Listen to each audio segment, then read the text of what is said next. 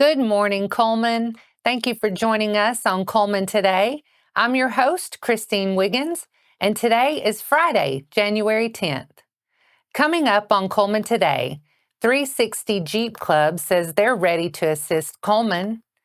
A state of emergency is declared, and Holly Pond talks spending. All this plus sports, weather, and more. Now, let's dive into the top stories happening in Cullman today. As potential inclement weather approaches, the 360 Jeep Club is gearing up to provide critical assistance to residents of Cullman and surrounding counties. Known for its commitment to community service, the nonprofit organization is prepared to assist with transportation and recovery efforts during Friday's winter storm. Those in need can request assistance by filling out the Ride Assistance form on the club's website at www.360jeepclub.com. When a request is received, the club will coordinate with available volunteers to ensure a timely response. The volunteer will then contact the individual needing assistance and stay in contact with the individual and base services until the ride is complete. 360 Jeep Club operates as part of the voluntary organization's Active in Disaster, or VOAD, network. This collaboration ensures effective disaster response through coordination with the county EMA, FEMA, and other nonprofit organizations.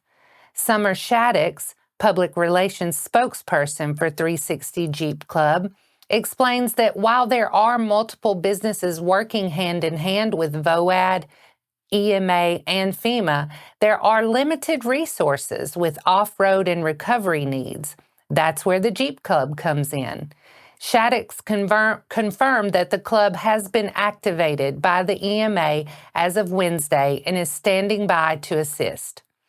The club's volunteers undergo extensive training, including off-road recovery, CPR, first aid, and FEMA-based certifications. Many of its members are first responders, ensuring a professional and prepared team during emergencies. As the winter weather looms, Shaddix encourages residents to stay safe by staying home and enjoying the break, unless you're essential. The club requests patience during high-demand periods and assures the community they are committed to meeting needs as efficiently as possible. For more information on 360 Jeep Club's efforts or to get involved, visit their website or follow them on their official Facebook page. To request assistance, complete the Ride Assistance form as early as possible to ensure a timely response. The County Commission has declared a state of emergency for Cullman County. Hey Cullman County, I've got some important news about our safety. The Cullman County Commission has declared a state of emergency due to an incoming winter storm. They called an emergency meeting on Thursday, January 9th, 2025 at 11 a.m. It was held at the Cullman County Courthouse in the Commission meeting room, room 105. Why is this meeting so crucial? Well, they'll be discussing the severe winter storm warning for January 10th. We're talking ice, sleet, and snow, conditions that could seriously affect our daily lives. The Commission will consider closing the courthouse and all county facilities on January 10th to keep everyone safe. They'll also discuss whether to extend these closures if the storm worsens. Plus, they're looking into administrative weather pay for county employees as outlined in the county handbook. Your safety is the top priority, so please stay informed and prepared. If you must travel, be very cautious and stay updated on the latest weather alerts. That's it for now, Cullman County. Remember, the emergency meeting was held Thursday at 11 a.m. Stay safe and stay warm. The Holly Pond Town Council voted on Monday, January 6, to raise 2 town government wages, viewed a proposed ordinance for mayor and council salaries, and received a report on road repair spending in 2024. The council raised the hourly wages of the town clerk and the library assistant by substantial amounts. The clerk's wages, $2 an hour up to $18.50 per hour. The library assistant position saw a $5 an hour raise to $15 per hour. The council viewed but took no action on a proposed ordinance to govern the salaries of its members and the mayor. The ordinance under the law must be passed by February 26th, 6 months before the next municipal election, so the council will need to propose salary amounts and vote on the ordinance at its February meeting. A summary of expenditures was presented from the town's Rebuild Alabama Act fund on local road projects in fiscal year 2024. The town spent $28,300 during the year on repairs to New Hope Road or County Road 1669 in front of 3 Holly Pond schools, with $15,000 coming from Rebuild Alabama funds and $13,300 coming from the town's general fund. The project is complete. The council also passed an ordinance agreeing to use county-provided electric vote counting devices for the upcoming election and welcomed new businesses to town, including AutoZone, Insane McCain Fireworks, Early Bird Chiropractic, and a new storage building dealer. The Holly Pond Town Council meets at 6 p.m. on the first Monday of each month at the Guy Hunt Library. The public is invited to attend. And that's all for our top stories this morning. Coming up, the Lady Broncos earn an area win over JB Pennington. Sports is up next.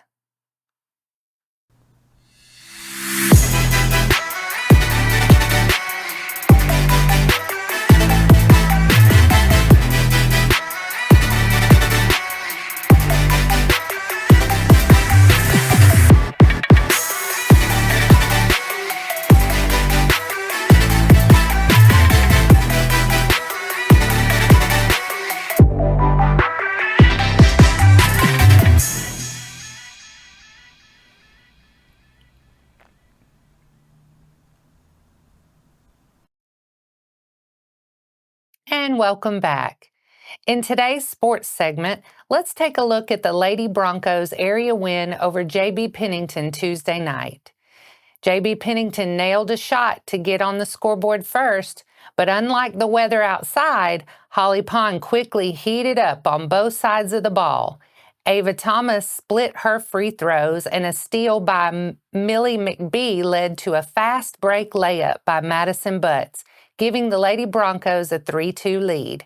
Butts added a driving layup, Sadie Nail scored in the paint, and Thomas and Maggie Nail each drained a 3 to make it a 13-2 game.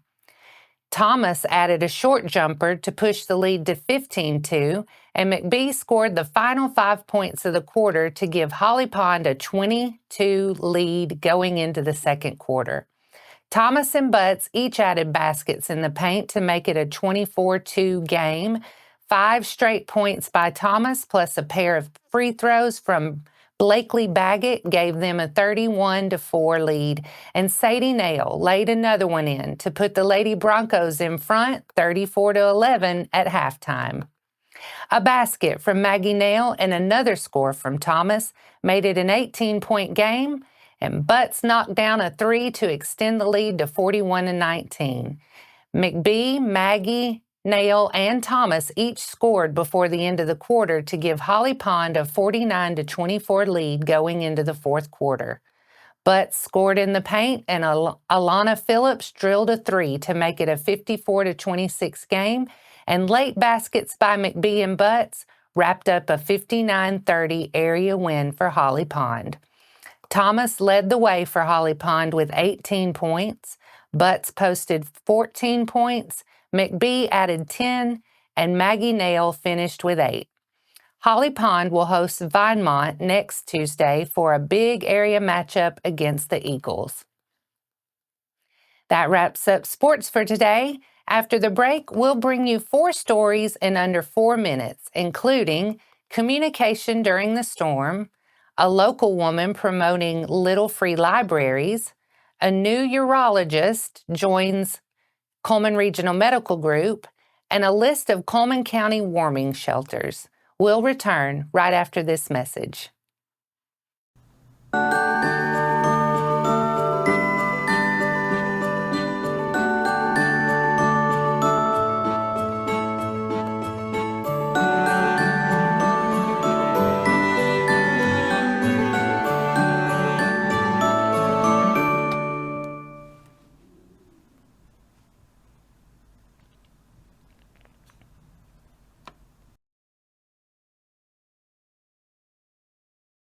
Welcome back. Now it's time to speed things up with a news rundown. 4 stories in under 4 minutes. With the winter weather in the forecast, it's best to have multiple ways to receive alerts. Communication networks, including mobile phones and laptops, may become unstable during disasters and power can be disrupted. The Alabama EMA suggests that in addition to your local TV stations, the internet, and social media, you can also get updates through a weather or AM/FM radio, weather apps, and outdoor sirens.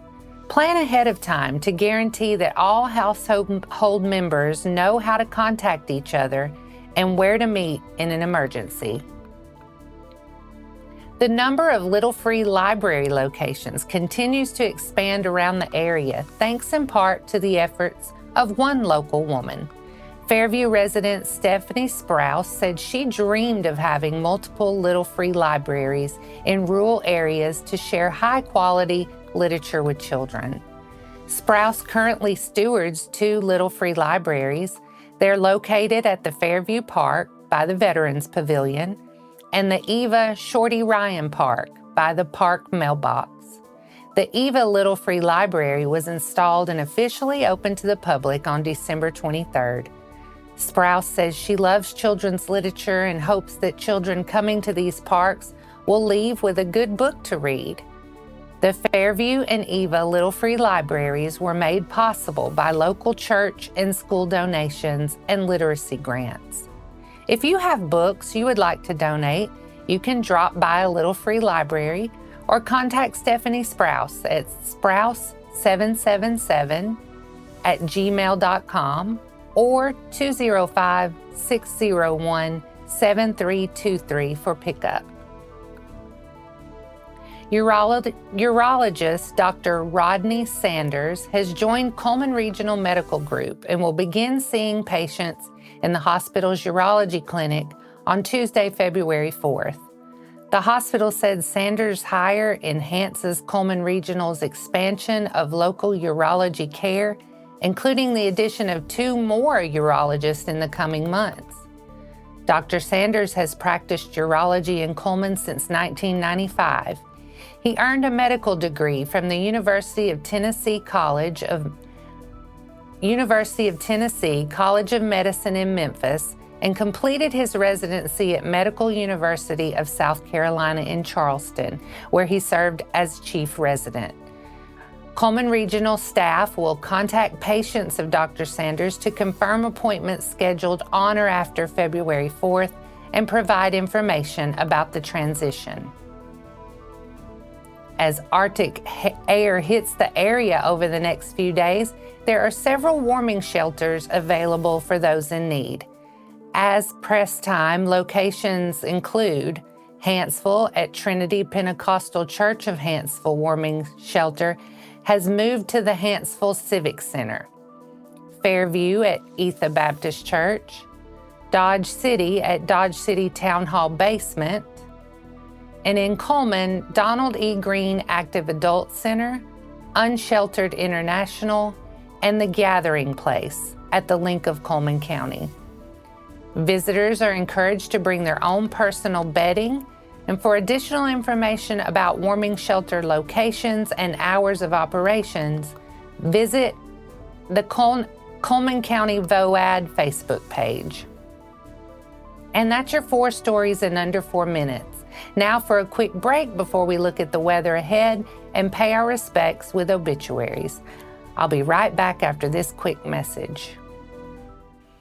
Step into Cullman, where local heroes and community spirit shine. Introducing Community Matters Magazine from the Cullman Tribune, your guide to inspiring tales and community spirit.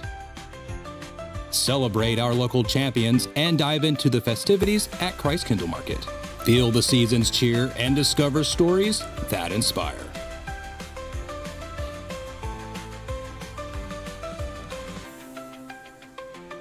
Community Matters Magazine. Connect with your community. Find your free issue at these locations or download a copy online.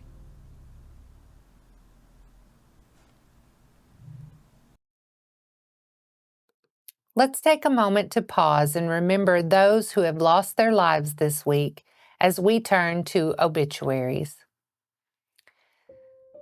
Sarah Holmes, age 41 of Holly Pond, passed away on Sunday, January 5th. No services are planned at this time. Eleanor Weigel Boyke, age 92 of Cullman, passed away on Tuesday, January 7th. Funeral Mass for Miss Boyke will be at Sacred Heart Catholic Church on January 14th at 10 a.m. Visitation will be from 6:30 to 7:30 p.m. on January 13th, and Rosary service at 7:30 p.m. at Sacred Heart Catholic Church. Eloise McClendon Hannah, age 79 of Bremen, passed away January 8th. Funeral services for Miss Hannah will be at 2 p.m. Sunday, January 12th at Hanceville Funeral Home Chapel. Visitation will be prior to the service from 12 to 2 p.m. at Hanceville Funeral Home. Burial will follow the service at Cold Springs Cemetery. Gayrie Waldrop passed away January 9th. Funeral service for Miss Waldrop, age 79 of the Blair community, will be at 2 p.m. Tuesday, January 14th at Cullman Funeral Home Chapel with interment in Bethel Baptist Cemetery. Visitation will be Tuesday at the funeral home from 11 to 2 p.m. Blake Rice Evans, 62 years old, from Hanceville, died on January 7th. Funeral services will take place on Monday, January 13th at Hanceville Funeral Home at 2 p.m. The family will welcome friends from 12:30 to 2 p.m. Burial will take place at Hopewell Cemetery in Hanceville. June Catherine Brannon, age 92 of Cullman, passed away on Wednesday, January 8th.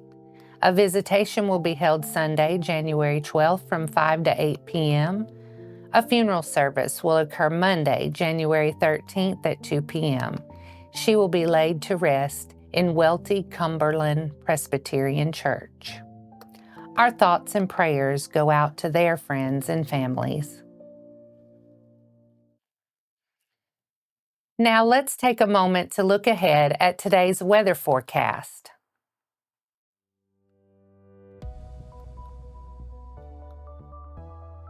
Today we can expect rain showers, snow showers, freezing rain, and sleet before noon. Then rain showers between noon and 5 p.m. Then rain or freezing rain is likely after 5 p.m. A high near 33, calm wind becoming east-southeast around 5 miles per hour. Winds could gust as high as 15 miles per hour. The chance of precipitation is 100%. New ice accumulation of 1 to 2/10 of an inch possible. New snow and sleet accumulation of less than 1 inch possible. Tonight we'll see patchy freezing fog between 8 and 9 p.m., cloudy with a low around 28, calm wind becoming west-northwest around 5 miles per hour after midnight. Winds could gust as high as 20 miles per hour. Saturday will be mostly cloudy with a high near 34, northwest wind around 5 miles per hour, becoming calm in the afternoon. Winds could gust as high as 20 miles per hour. Saturday night, areas of fog after 8 p.m., patchy freezing fog after 10 p.m., otherwise partly cloudy with a low around 16. Winds should be calm. Sunday, areas of fog before 7 a.m., otherwise mostly sunny with a high near 40. Sunday night, partly cloudy with a low around 26. And that wraps up today's edition of Cullman Today. Thank you for sharing your morning with us. And remember to stay connected by following us on social media and visiting cullmantribune.com for the latest from our community. We'll be back bright and early Monday morning at 6:30 a.m. But until then, I'm Christine Wiggins with Cullman Today, wishing you a safe and wintry weekend.